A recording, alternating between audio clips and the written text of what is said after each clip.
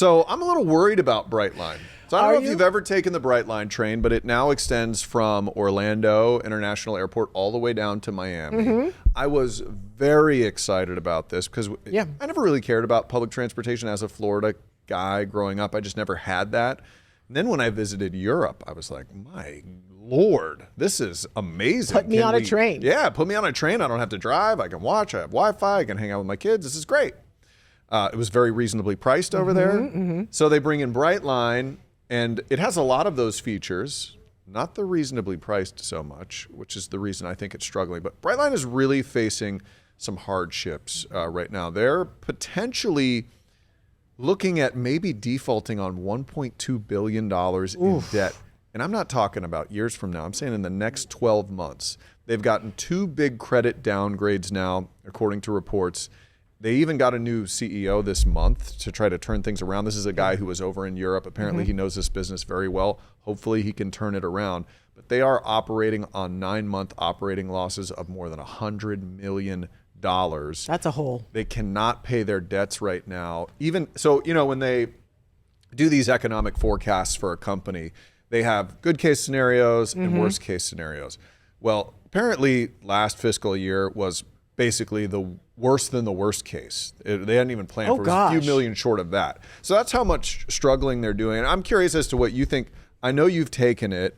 I feel like I had the perfect situation to take the Brightline. My wife and I were going to Miami. I was very excited. I'm like, we'll jump on the Brightline. And then I priced it out. And it was $100 a person each way. So now I'm looking at $400 to travel to Miami. I could almost fly. I sure as heck could take my car. And then I get down there and I have a car and I've just saved $350 basically. And that's the problem with a lot of people who take Brightline. They love the service. It's clean, it's efficient, Great it's fast. service. That's Oh my the thing. gosh. But it is a little pricey. But you have different levels too. It's almost, you can do first class, you can do. I was like, I'm going to take her first class. I don't want to be fancy with the wife. Yeah, of No, course, your honey, first time. jump in the truck.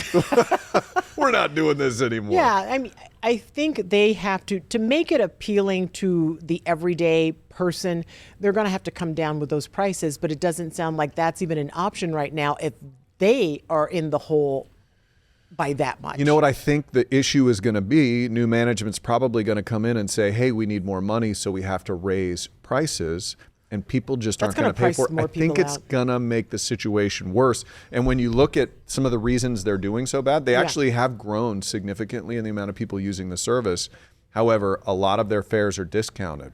And so you'll see BOGOs. Get deals, yeah. They'll throw a little Publix in there, give me a BOGO deal or give better prices at certain times, which is what I think they need to lean into more because it really is a great service and I want it to succeed. Well, maybe you could advise the new leadership. I'm sure this guy could learn a lot from me. I mean, you have news guy. Your MBA now. I do have my MBA, but I think he probably has a little more than that. But I hope that the solution is not to charge more because I think that's going to be a big error if they do that. We'll see.